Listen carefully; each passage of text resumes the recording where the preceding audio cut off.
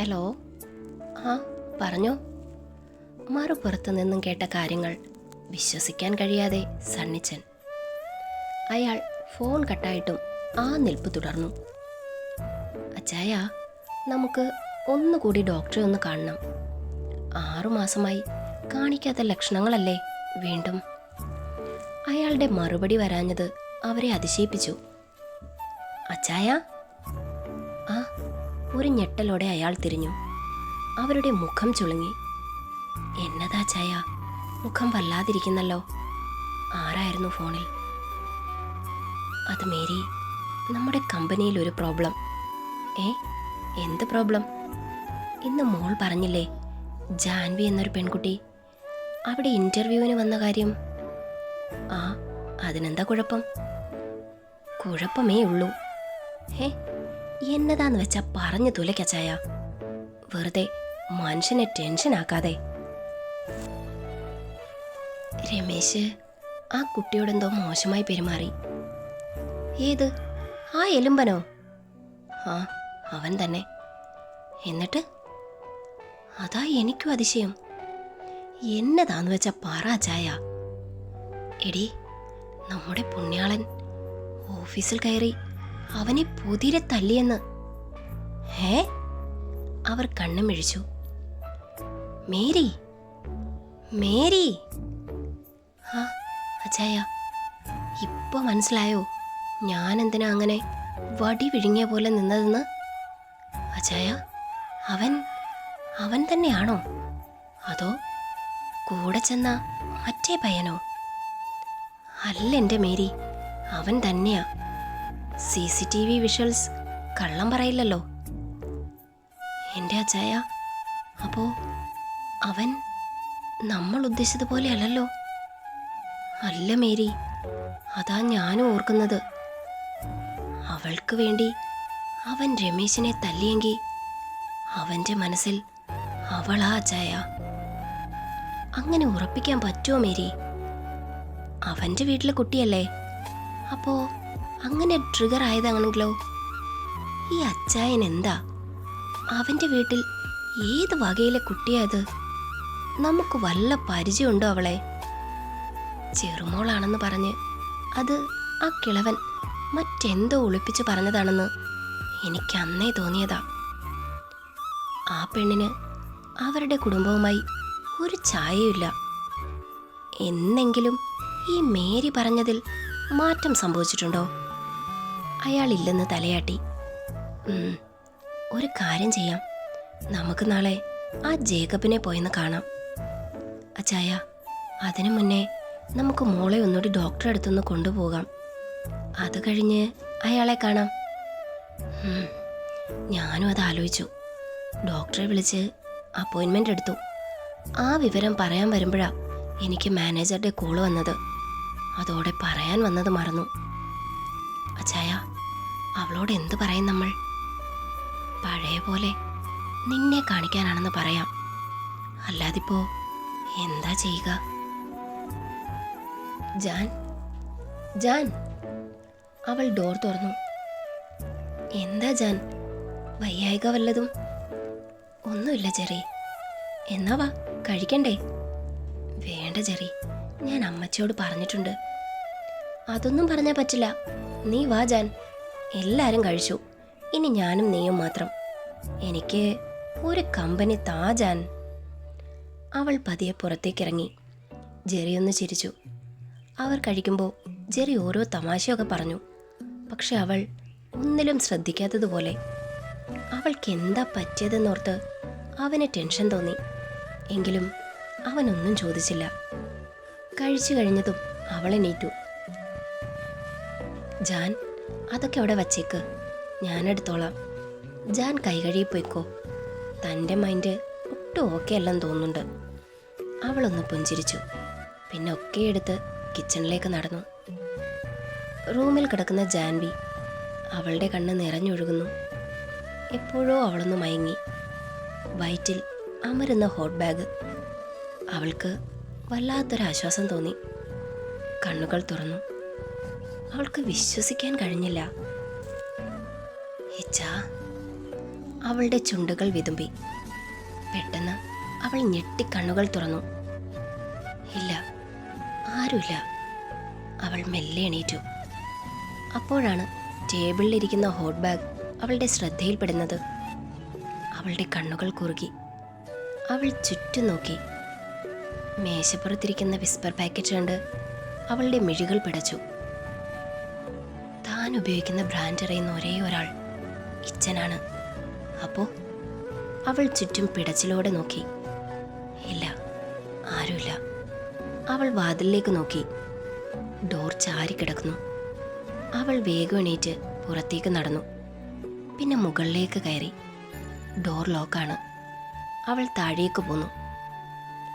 എന്താ ജാൻ? അത് ഞാൻ. അവൻ അവിടെ ഇല്ല ജാൻ, പുറത്തു പോയതാ, വന്നിട്ടില്ല. അവൾ റൂമിലേക്ക് നടന്നു. കിച്ചണിൽ മറഞ്ഞു നിന്ന് ഇഷാൻ ചിരിയോടെ ഇറങ്ങി വന്നു. എടാ കോപ്പേ, നീ വീണ്ടും എന്തേലും ഒപ്പിച്ചോ? ഞാനെന്തൊപ്പിക്കാൻ? ഒന്നാമത് എനിക്ക് നിവർന്ന് നിൽക്കാൻ പോലും വയ്യ. പിന്നെ ഞാനെന്ത് ചെയ്യാനാ? അവൻ സ്റ്റെപ്പ് കയറി മുകളിലേക്ക് പോയി. ബെഡിൽ കിടന്ന് കണ്ണുകൾ മെല്ലെ അടച്ചു. അല്പസമയം മുൻപ് നടന്നു തോർത്തു. ഡാ, എന്താടാ? ജാനിന്ന് കിച്ചണിൽ കയറിയിട്ടില്ല. കൊച്ചാമ്മയോട് എന്തോ പറഞ്ഞു. എന്തെങ്കിലും വയ്യായിക ഉണ്ടോന്നറിയില്ല. നോക്കാം, നീ ചെല്ല്. ജെറി പോയതും അവൻ ആലോചിച്ചു. ഓ, ഇന്ന് 11th ആണല്ലോ. പീരിയഡ്സ് ടൈമിൽ അവൾക്ക് വല്ലാത്ത വയറുവേദനയാണെന്ന് അവൻ ഓർത്തു. അതോടെ അവൻ്റെ സമാധാനം പോയി കിട്ടി. അവൻ പെട്ടെന്ന് കിച്ചണിലേക്ക് പോയി. സ്റ്റോർ റൂം മുഴുവൻ അരിച്ചു പിറക്കി. ഇല്ല. അവൻ വേഗം ടൗണിൽ പോയി ഒരു ഹോട്ട് ബാഗും അവളുടെ ബ്രാൻഡ് വിസ്പറും വാങ്ങി. തിരികെ വന്ന് ബാഗ് സെറ്റാക്കി റൂമിൽ ചെല്ലുമ്പോൾ അവൾ നല്ല മയക്കം. പക്ഷേ അവളുടെ വേദനയുടെ ആഴം മുഖത്തറിയാം. കണ്ണീർ ഉണങ്ങിപ്പിടിച്ച പാടുകൂടി കണ്ടപ്പോൾ അവൻ പിന്നെ ഒന്നും ആലോചിച്ചില്ല. മെല്ലെ മെല്ലെ അവൾക്ക് ചൂട് കൊടുത്തു. അവൾ ഉണരാതെ ശ്രദ്ധിച്ച് ശ്രദ്ധിച്ച് മെല്ലെ വച്ചു കൊടുത്തു. അവളുടെ മുഖം നോക്കിയിരിക്കെ അവന് എന്തോ അവളോട് അതിയായ വാത്സല്യം തോന്നി. മെല്ലെ അവളുടെ നെറ്റിയിൽ ചുണ്ടുകൾ പതിപ്പിച്ചു. ജാനു, സോറി മോളെ, എല്ലാറ്റിനും. എനിക്കിപ്പോൾ തിരിച്ചറിയാൻ കഴിയുന്നുണ്ട്. നീ ഒരു നിമിഷം പഴയ ജാനുവായി എൻ്റെ മുന്നിൽ നിന്നപ്പോൾ ഞാനത് തിരിച്ചറിഞ്ഞു. ഞാൻ നിന്നോട് ചെയ്ത ചതിയുടെ ആഴം. എന്നോട് ക്ഷമിക്കടി. ഇപ്പോൾ എൻ്റെ ഉള്ളിൽ നിന്നോടുള്ള ഫീലിങ്സ്, നിന്റെ കുറുമ്പുകൾ എനിക്കിപ്പോൾ ഇഷ്ടമാണ് പെണ്ണെ. എനിക്കിപ്പോൾ ദേഷ്യം തോന്നാറില്ലടാ. നീ എൻ്റേതല്ലേ എന്നൊരു ചിന്ത മാത്രം. ഇപ്പോൾ ഞാൻ അടുക്കാൻ ശ്രമിക്കുമ്പോൾ നീ അകന്നു പോവുകയാണല്ലോ ജാനു. അവൻ്റെ കണ്ണുകൾ നിറഞ്ഞു. ഒരു തുള്ളി അവളുടെ നെറ്റിയിൽ പതിച്ച് ചിതറി. അവൾ കണ്ണുകൾ തുറന്നു. ഇച്ചാ, ആ വിളി അവൻ്റെ ഹൃദയം നിറഞ്ഞു. അവൻ അവളെ നോക്കി. ജാനു. മാടി അടഞ്ഞു പോകുന്ന കണ്ണുകൾ. പെട്ടെന്നവൻ ബോധം വീണതുപോലെ ചാടി എണീറ്റ് മേശപ്പുറത്തേക്ക് ബാഗും വെച്ച് റൂമിന് പുറത്തിറങ്ങി. കിച്ചണിൽ ഒളിച്ചു നിന്നു. എന്താടാ? ജെറി, ജാനു വരും. അപ്പം നീ പറയണം ഞാൻ ടൗണിലാണെന്ന്, കേട്ടോ? എന്താടാ കാര്യം? ഒന്നുമില്ല, ഞാൻ പറഞ്ഞത് ചെയ്യ്. ചെല്ലിപ്പോ. അവൻ്റെ കണ്ണുകൾ നിറഞ്ഞൊഴുകി. എത്ര ദൂരേക്ക് നീ ഒഴുകിയാലും എന്നിലാണ് നിന്റെ കൂടിച്ചേരൽ, നിന്റെ ലയനം. അവൻ മെല്ലെ പുഞ്ചിരിച്ചു. അത് അവൾക്ക് വേണ്ടി മാത്രമുള്ള പ്രണയം ചാലിച്ച പുഞ്ചിരിയായിരുന്നു. ഓഫീസിലിരിക്കുന്ന ജേക്കബ് മനസ്സ് അസ്വസ്ഥമാണെന്ന് മുഖം വിളിച്ചോതുന്നുണ്ട്. അയാൾ ഓരോന്നും ആലോചിച്ച് ചെയറിലേക്ക് ചാരിക്കിടന്നു. ഇച്ചായ. അയാൾ കണ്ണു തുറന്നു. ഒരു ഞെട്ടൽ അയാളിലുണ്ടായി. സണ്ണിച്ചന് അത് മനസ്സിലാകുകയും ചെയ്തു. എന്നിട്ടും അയാൾ ചിരിച്ചു. എന്താ ഇച്ചായ, എന്നെ പ്രതീക്ഷിച്ചില്ല അല്ലേ? ഇല്ല സണ്ണിച്ച, വാ വന്നിരിക്കെ. എന്നതാടോ ഒരു മുന്നറിയിപ്പില്ലാതെ ഇങ്ങോട്ട്? ഇച്ചായ, ഞാനല്പം സീരിയസ് മാറ്റർ സംസാരിക്കാനാണ് വന്നത്. ജേക്കബ് നെറ്റി ചുളിച്ചു. ഈശോയെ, ഇനി ജാൻവിയുടെ കാര്യം വല്ലതും അറിഞ്ഞിട്ടുള്ള വരവാണോ? അയാളുടെ നെഞ്ച് പെരുമ്പറ മുഴക്കി. എന്താ സണ്ണിച്ച കാര്യം? വിറയലോടെ ജേക്കബ് ചോദിച്ചു. ഇച്ചായ, നിങ്ങളുടെ വീട്ടിലെ പെൺകുട്ടി ആരാ അവൾ? അതെന്താ സണ്ണി പെട്ടെന്ന്? അന്ന് അപ്പച്ചൻ പറഞ്ഞിരുന്നല്ലോ ജാൻവി മോളെ പറ്റി. അതല്ല ഇച്ചായ, ഇന്നലെ ഒരു സംഭവം ഉണ്ടായി. കേട്ടപ്പോൾ എനിക്ക് വിശ്വസിക്കാൻ കഴിഞ്ഞില്ല. പക്ഷേ CCTV ദൃശ്യം കണ്ടപ്പോൾ വിശ്വസിക്കാതെ തരവില്ലല്ലോ. എന്താ സണ്ണിച്ച? ജേക്കബ് ഉരുകാൻ തുടങ്ങി. അയാൾ കാര്യങ്ങൾ തുറന്നു പറഞ്ഞു. പിന്നെ വിഷ്വൽസ് കാണിച്ചു കൊടുത്തു. ജേക്കബ് ഉത്തരം മുട്ടി ഇരുന്നു പോയി. ഇച്ചായ, നമ്മുടെ പുണ്യാളം തന്നെയാണോ ഇത്? ഒരു ആക്ഷൻ ഹീറോയെ പോലെ അടിച്ച് നിരത്തുന്ന കണ്ടപ്പോൾ ഇവനിതിൽ PhD എടുത്ത പോലെയാ എനിക്ക് തോന്നിയത്. അപ്പോൾ ഇവനെ കണ്ടതുപോലെ ഒന്നും അല്ല എന്നൊരു തോന്നൽ. അതാ ഞാൻ ഇച്ചായനെ കാണാൻ നേരിട്ടിങ്ങ് വന്നത്. ജേക്കബ് എന്തു പറയുമെന്ന് ചിന്തിച്ചു പോയി. സണ്ണിച്ച, അവൻ കുഞ്ഞിലെ കരാട്ടെ പഠിച്ചിട്ടുണ്ട്. പിന്നെ കുടുംബത്തിലൊരു പെൺകുട്ടിയോട് മോശമായി ആരെങ്കിലും പെരുമാറിയ നമ്മളും ഇത് തന്നെയല്ലേ ചെയ്യുക? അതാകും അവനും അങ്ങനെ. ആ, അത് ശരിയാ. പക്ഷേ നമ്മളെപ്പോലെ അല്ലല്ലോ പുണ്യാളൻ. അതല്ലേ ഇതൊക്കെ കാണുമ്പോൾ നമുക്ക് വിശ്വസിക്കാൻ തന്നെ പ്രയാസം. സത്യത്തിൽ ആ വീഡിയോ മൊത്തത്തിൽ കാണാനുള്ള ശേഷി പോലും എനിക്കുണ്ടായില്ല. ആകെ ഒരു മരവിപ്പ് പോലെയായിരുന്നു എനിക്ക്. ഇനിയും അയാളോടൊന്നും മറയ്ക്കുന്നത് ശരിയല്ലെന്ന് ജേക്കബിന് തോന്നി. സത്യം പറയാൻ തന്നെ അയാൾ ഉറച്ചു. സണ്ണിച്ച, അതെ. എന്തായി ചായ? പെട്ടെന്ന് സണ്ണിക്കൊരു കോള് വന്നു. 1 മിനിറ്റ് ചായ, ദേ പെമ്പ്രന്നൂത്തിയാ, ഒന്നെടുത്തോട്ടെ. ജേക്കബ് തലയാട്ടി. അയാൾ കാതിലേക്ക് ഫോൺ ചേർത്ത് പിടിച്ചു. അയാളുടെ മുഖം മാറുന്നത് ജേക്കബ് ശ്രദ്ധിച്ചു. എന്താ പ്രോബ്ലം ഉള്ളതുപോലെ? എന്താ സണ്ണി? ജേക്കബ് ചുണ്ടിൽ വച്ച് ചോദിച്ചു. ഒന്നുമില്ല എന്ന് അയാൾ കണ്ണുകൾ അടച്ചു. ഫോൺ കട്ടാക്കി അയാൾ എണീറ്റു. ഇച്ചായ, ഞാൻ വേഗം വീട്ടിലേക്കൊന്ന് ചെല്ലട്ടെ. അവളുടെ കുടുംബക്കാരെല്ലാരും കൂടി പെട്ടെന്ന് അങ്ങോട്ടേക്ക് വന്നിട്ടുണ്ട്. അറിയാലോ, അവർ വരുമ്പോൾ നമ്മൾ മാറിയുന്ന ആക്രമണം കൂടും. രാത്രി ഒരു പോള കണ്ണടയ്ക്കാൻ വിടില്ല. അയാൾ ചിരിയോടെ എണീറ്റ് യാത്ര പറഞ്ഞു. അത് സണ്ണിച്ച, എനിക്കൊരു കാര്യം പറയാൻ.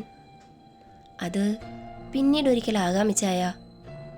ഞാൻ ഇടയ്ക്ക് ഇങ്ങോട്ട് ഇറങ്ങിക്കോളാം. വീണ്ടും ഡേറ്റും മറ്റും തീരുമാനിക്കണ്ടേ? ഞാൻ വന്നോളാം പറഞ്ഞുകൊണ്ട് അയാൾ പോയി. ഈശോയെ, കാര്യങ്ങൾ കൂടുതൽ കുഴപ്പത്തിലേക്കാ പോകുന്നത്. മേരിയുടെ കുടുംബക്കാർ വന്നത് മാരേജ് വിശേഷങ്ങൾ അറിയാനാകും. എല്ലാവരും അറിഞ്ഞിട്ട് ഈ മാരേജ് നടന്നില്ലെങ്കിൽ അവർക്ക് പിന്നെ തലയുയർത്തി പുറത്തിറങ്ങി നടക്കാൻ കഴിയില്ല. അതോടെ സണ്ണിച്ചൻ എന്നെ ശത്രുവായാകും കാണുക. അയാളുടെ കണ്ണുകൾ നിറഞ്ഞു. ഇഷാൻ മെല്ലെ താഴേക്കിറങ്ങി. ജാനുവിന് എങ്ങനെയുണ്ടെന്നറിയുകയാണ് ലക്ഷ്യം. അവൻ ചുറ്റും നോക്കി പമ്മി അവളുടെ റൂമിൻ്റെ അരികിലെത്തി. മെല്ലെ ഡോർ തള്ളി. കുളിച്ച ശേഷം കണ്ണാടിക്ക് മുന്നിൽ മുടി തുവർത്തുകയാണവൾ. അവളുടെ പിൻകഴുത്ത് കണ്ടതും പഴയ ഓർമ്മകൾ അവനെ വേദനിപ്പിച്ചു. അവൻ്റെ കണ്ണുകൾ നിറഞ്ഞു തുടങ്ങി. അവൻ്റെ കയ്യിൽ അവൾ ഒതുങ്ങി നിന്നതുപോലെ, അവളുടെ ചൂട് തൻ്റെ നെഞ്ചിൽ പതിക്കുന്നത് പോലെ, അവളുടെ കഴുത്തിൽ തൻ്റെ ചുണ്ടുകൾ പതിയുന്നത് പോലെ.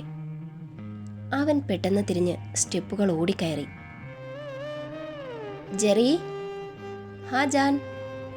എന്താ ജാൻ? ജെറി, എനിക്ക് ടൗണിൽ വരെ ഒന്ന് പോണം. ഒന്ന് കൂടെ വരുമോ? എന്താ ജാൻ, എവിടെ പോകാനാ? എനിക്ക് ബാങ്കിൽ വരെ ഒന്ന് പോണം ജെറി. ബാങ്കിലോ? അതെ, ഒരാവശ്യം. അല്ല, അത്യാവശ്യം ഉണ്ടായിരുന്നു. ഞാനിപ്പോൾ വരാൻ ജാൻ. ഈ ഡ്രസ്സ് ഒന്ന് ചേഞ്ച് ചെയ്യണം. ശരി, ഞാൻ വെയിറ്റ് ചെയ്തോളാം. ജെറി റൂമിൽ ചെന്നിട്ട് വിവരം ഇഷാന് മെസ്സേജ് ചെയ്തു. ടൗണിൽ ചെന്ന ജാൻവി നേരെ പോയത് അടുത്തുള്ള ATMലാണ്. ബാങ്കിലേക്കെന്ന് പറഞ്ഞിട്ട്? ജെറി വാ. അവൾ കുറച്ചു പണം എടുത്തുകൊണ്ടിറങ്ങി. ജെറി, ഇവിടെ ഒരു സൗപർണിക ലോഡ്ജ് ഉണ്ടല്ലോ, അതെവിടാന്നറിയോ? ജാൻ, എനിക്കറിയില്ല. എന്നാ എനിക്കറിയാം. ജെറി വാ. ജാൻ, ഇതെന്തൊക്കെയാ? എനിക്കൊന്നും മനസ്സിലാകുന്നില്ല. ജെറി, സംസാരിച്ച് കേൾക്കാൻ സമയമില്ല. ഞാൻ എല്ലാം പറയാം. ഇപ്പൊ എൻ്റെ കൂടെ വാ. അവൾ വെപ്രാളം തല്ലി. അവർ സൗപർണികയിലെത്തുമ്പോൾ ഒരു ചെറുപ്പക്കാരൻ പുറത്തു തന്നെ കാത്തു നിന്നിരുന്നു. മാസ്കും തൊപ്പിയും വെച്ച് അവൻ്റെ മുഖം ജെറിക്ക് കാണാൻ സാധിച്ചില്ല. സമർ, അവൾ മെല്ലെ വിളിച്ചു. അവനൊന്ന് നിവർന്നു. ദാ, ഇതുകൊണ്ട് വേഗം പോയിക്കോ. എൻ്റെ അപ്പുവേട്ടൻ എങ്ങനെയുണ്ടിപ്പോ? അവൾ ചോദിച്ചതിന് മറുപടി വരാത്തത് അവളെ ഭയത്തിലാഴ്ത്തി. അവൾ അവനെ സൂക്ഷിച്ചു നോക്കി. പിന്നെ ഭയത്തോടെ പിന്നിലേക്ക് നീങ്ങാൻ തുടങ്ങി. ജാൻ? അവളുടെ ഭയം അവനെ പകച്ചു. പെട്ടെന്ന് മാസ്ക് ധാരി അവളുടെ കവിളിൽ ആഞ്ഞടിച്ചു. ജാൻ! നിലത്തേക്ക് പോകുന്ന അവളുടെ അരികിലേക്ക് അവൻ പാഞ്ഞു. നീ എന്താടി കരുതിയത്? നിന്നെ ഞാൻ കണ്ടുപിടിക്കില്ലെന്നോ? അങ്ങനെ അങ്ങ് വിട്ടുകളയുവോ ഞാൻ നിന്നെ? എനിക്കറിയാടി, നിന്റെ പിറക്കാതെ പോയ സഹോദരന് എന്തെങ്കിലും പറ്റിയെന്നറിഞ്ഞ ഏത് മാളത്തിലായിരുന്നാലും നീ പുറത്ത് ചാടുവെന്ന്. അതാടി സമറിനെ വെച്ച് ഞാൻ ഇങ്ങനെ ഒരു പ്ലാൻ നടത്തിയത്. അവന്റെ ഗാംഭീര്യമുള്ള ശബ്ദം കേട്ടതും ജാൻവി പേടിയോടെ പിന്നിലേക്ക് നിരങ്ങി. ഡാ, ആരാടാ നീ? ജെറി മുന്നിലേക്ക് ചാടി. ജെറി, വേണ്ട, അടുത്തേക്ക് പോകല്ലേ പ്ലീസ്. ജെറി, വേണ്ട, അവൾ അലറി വിളിച്ചു. അവൻ തിരിഞ്ഞു നോക്കിയതും അയാൾ അവന്റെ കവിളിൽ ആഞ്ഞിടിച്ചു. ചെവി പൊട്ടിപ്പോയതുപോലെ തോന്നിപ്പോയി അവന്. ജെറി! അവളുടെ അലർച്ചയിൽ കിളികൾ പോലും പറന്നുയർന്നു. അല്പം ദൂരെ കിടക്കുന്ന ഒരു പോലീസ് ജീപ്പ് കണ്ടുകൊണ്ട് ജാൻവി നിരങ്ങി എണീറ്റ് അതിനരികിലേക്കോടി. എടീ! അവൻ അലറിക്കൊണ്ട് അവളുടെ പിന്നാലെ പാഞ്ഞു. എടാ, ആരാടാ നീ? ജെറി അവന്റെ പിന്നാലെ പാഞ്ഞു. പോലീസിന്റെ അരികിലേക്ക് അവൾ ഓടുന്നതെന്ന് കണ്ടതും അവൻ സൈഡിൽ കണ്ട വഴിയെ പാഞ്ഞു കയറി. ജെറി കുറച്ചു ദൂരം അവനെ പിന്തുടർന്നു. പക്ഷെ അവൻ എങ്ങോട്ട് പോയെന്ന് അവൻ കണ്ടില്ല. പെട്ടെന്നാണ് അവൻ ജാൻവിയെക്കുറിച്ച് ഓർത്തത്. അവൻ തിരിഞ്ഞോടി. അപ്പോഴേക്കും അവൾ അവന്റെ പിന്നിലെത്തി. എവിടെ? അയാൾ പോയോ? ആ, പോയി. പോലീസ് കംപ്ലൈന്റ് കൊടുത്തോ? ഇല്ല, ഭാഗ്യത്തിന് അതൊരു വർക്ക്ഷോപ്പായിരുന്നു. അയാൾക്കിവിടെ പരിചയമില്ലാഞ്ഞിട്ടാ. അല്ലെങ്കിൽ അയാൾ എന്നെയും കൊണ്ടേ പോകുമായിരുന്നുള്ളൂ. ജാൻ, ആരാ അയാൾ? അവളൊന്ന് നിന്നു. ജെറി, വാ, നമുക്ക് വേഗം വീട്ടിൽ പോകാം. ഇവിടെ നിൽക്കുന്നത് റിസ്ക്കാണ്. അയാൾ കൊല്ലാനും മടിക്കാത്ത അസുരനാ. അവൾ മുഖം അമർത്തി തുടച്ചുകൊണ്ട് നടന്നു തുടങ്ങി. ജാൻ, നിൽക്ക്. എനിക്കറിഞ്ഞേ പറ്റൂ. അയാൾ എന്തിനാ നിന്നെ കൊണ്ടുപോകാൻ ശ്രമിക്കുന്നത്? ഞാൻ പറയാം ജെറി, പക്ഷേ അതിപ്പോ ഇവിടെ വെച്ച് വേണ്ട. അയാൾ തിരികെ വന്നാ നമുക്കൊന്നും ചെയ്യാൻ കഴിയില്ല. വാ ജെറി. വിറയ്ക്കുന്ന കൈകളോടെ അവൾ അവന്റെ കയ്യിൽ പിടിച്ചു. അവളുടെ ഭയം അവൻ അതിൽ നിന്നും ബോധ്യമായി. അവൻ പിന്നെ വാശി പിടിക്കാതെ അവളോടൊപ്പം ഓടി. അവർ വേഗം വീട്ടിലെത്തി. വഴിയിലുടനീളം അവൾ തിരിഞ്ഞു തിരിഞ്ഞു നോക്കുകയായിരുന്നുവെന്ന് അവൻ കണ്ടിരുന്നു. ഇഷാൻ പറഞ്ഞത് വെച്ച് നല്ല ധൈര്യമുള്ള കുട്ടിയാണ് ജാൻവി. അവൾ ഇങ്ങനെ ഭയക്കണമെങ്കിൽ വന്നവൻ നിസ്സാരക്കാരനല്ല. റൂമിലെത്തിയ ജാൻവി കിതച്ചുകൊണ്ട് ജഗ്ഗിലെ വെള്ളം വായിലേക്ക് കമിഴ്ത്തി. അയാൾ എന്നെ വെറുതെ വിടില്ല. അവൾ ബെഡിലേക്കിരുന്നു. ബാഗിൽ നിന്നും ഒരു ഫോട്ടോ എടുത്തു. അതിലേക്ക് വിരൽ ഓടിച്ചുകൊണ്ട് നോക്കിയിരുന്നു. അവളുടെ കണ്ണുകൾ നിറഞ്ഞൊഴുകി. ഡോറിൽ ആരോ മുട്ടുന്നത് കേട്ടതും അവൾ ഫോട്ടോ ബെഡിലേക്ക് വെച്ചുകൊണ്ട് എണീറ്റ് ഡോർ തുറന്നു. ജാൻ, ആരാ ജാനത്? എനിക്കറിയണം. ഇനിയും പറഞ്ഞില്ലെങ്കിൽ ഇന്നത്തെ സംഭവം ഞാനിവിടെ എല്ലാവരോടും പറയും.